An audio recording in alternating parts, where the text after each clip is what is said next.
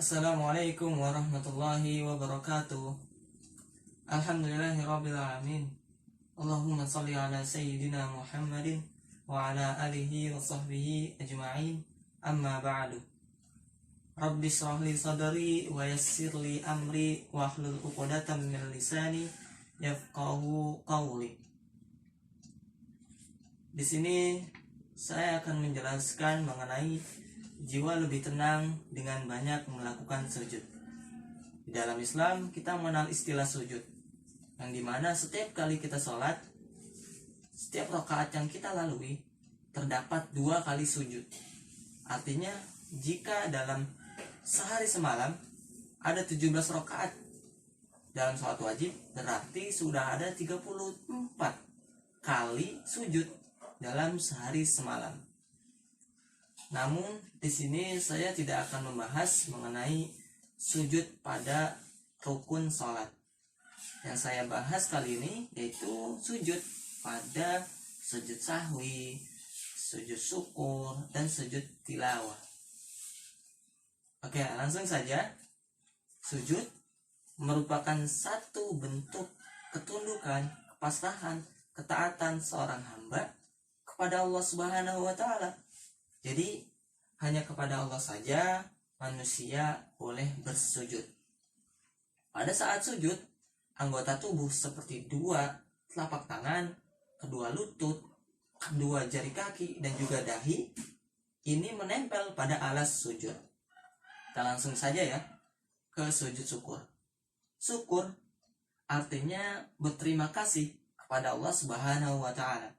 Jadi sujud syukur ialah sujud yang dilakukan ketika seseorang memperoleh kenikmatan dari Allah dan juga telah terhindar dari bahaya.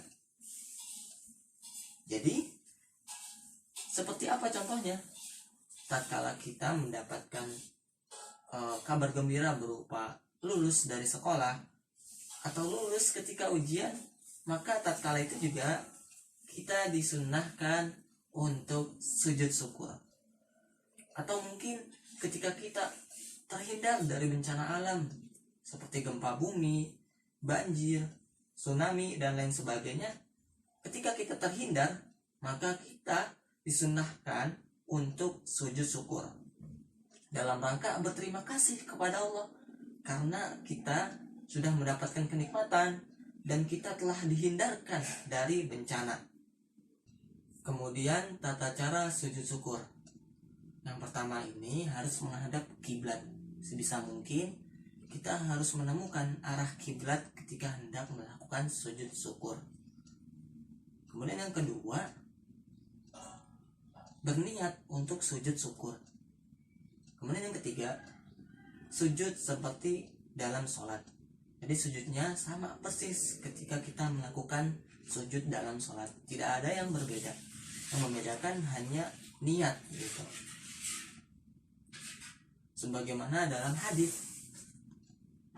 hadis Rasulullah SAW, apabila mendapatkan sesuatu yang menyenangkan atau diberi kabar gembira, beliau segera sujud sebagai bentuk syukur kepada Allah Subhanahu wa Ta'ala.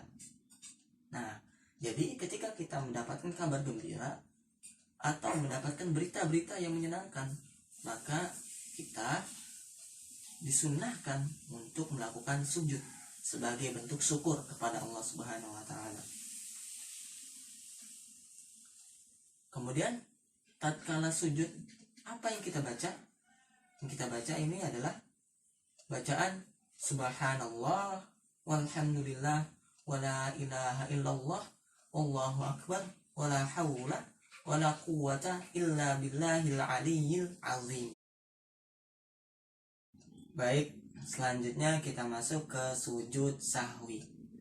Sujud sahwi merupakan sujud yang dilakukan karena lupa atau ragu-ragu. Jadi sujud sahwi dilakukan karena ketika di dalam sholat seseorang ini lupa gerakan sholat atau ragu-ragu dalam rakaat sholat. Kemudian seperti apa tata cara sujud sahwi? Tata caranya yaitu dengan seperti sujud pada biasanya, yakni sujud dengan menempelkan kedua telapak tangan, kedua lutut, kedua jari kaki dan juga dahi. Namun dilaksanakan setelah membaca doa tahiyatul akhir dan dilakukan sebelum salam gitu. Jadi ketika membaca doa tahiyatul akhir dan sebelum salam itu adalah ruang untuk kita melakukan sujud sahwi. Ada hadis dari Abu Sa'id Al-Khudri radhiyallahu an, Nabi Shallallahu alaihi wasallam bersabda, apabila salah seorang di antara kamu ragu dalam sholat, apakah ia sudah melakukan 3 atau 4 rakaat, maka hendaklah dihilangkan keraguan itu dan teruskan sholatnya menurut yang diyakininya. Kemudian hendaklah sujud 2 kali sebelum salam. Nah, ini landasan dalam sujud sahwi. Sebab sujud sahwi ini ada 4. Yang pertama, lupa meninggalkan salah satu rukun dalam sholat. Seperti gimana? Misalnya kita lupa dalam melakukan sujud, kita lupa dalam melakukan i'tidal, atau kita lupa dalam melakukan ruku. Nah, kemudian yang kedua sebabnya yaitu karena dia lupa atau ragu dalam jumlah bilangan salat. Kemudian yang ketiga, ini lupa dalam melakukan tasyahud awal. Kemudian yang keempat, sebab yang keempat yaitu kelebihan atau kekurangan dalam jumlah rakaat salat. Nah, doa sujud sahwi itu sama seperti doa pada salat pada umumnya, yakni subhana rabbiyal a'la wa bihamdi. Kemudian membaca doa subhana man la yanamu wa la yashu, yang artinya maha suci Allah yang tidak pernah tidur dan tidak pernah lupa. Kemudian setelah sujud sebanyak 2 kali, maka kita menyempurnakannya dengan salam. Baik, kita masuk ke sujud yang berikutnya, yakni sujud tilawah.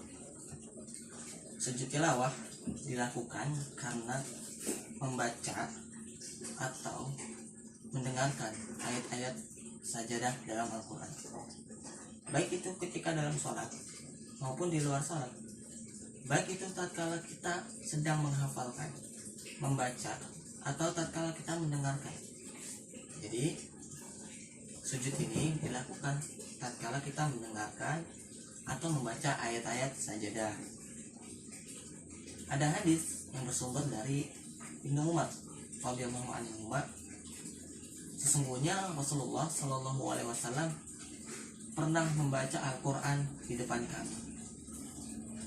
Ketika membacanya sampai pada ayat sajadah, beliau takbir lalu sujud, maka kami sujud bersama dengan beliau. Hadis ini diriwayatkan oleh Imam At-Tirmizi. Kemudian bagaimana tata cara sujud tilawah? Yang pertama, sujud tilawah hanya dilakukan sekali sujud. Yang kedua, sujud tilawah dilakukan sama persis seperti kita sujud pada saat sholat.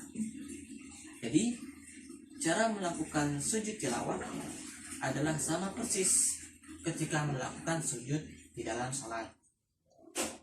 Sujud tilawah ini tidak memakai takbiratul ihram. Jadi dalam praktiknya, jika kita membaca atau mendengarkan ayat sajadah, kita bisa langsung sujud sebagaimana sujud dalam sholat tanpa takbiratul ihram terlebih dahulu. Syarat-syarat sujud tilawah disyaratkan atau diutamakan gitu dalam keadaan suci, baik itu suci badan, suci pakaian, atau suci tempat sujud. Kemudian menutup aurat, kemudian menghadap kiblat, dan sujud setelah selesai membaca atau mendengarkan ayat sajadah. Jadi sujud ini disunahkan untuk dilakukan baik itu dalam sholat maupun di luar sholat. Saya kira cukup demikian video kali ini.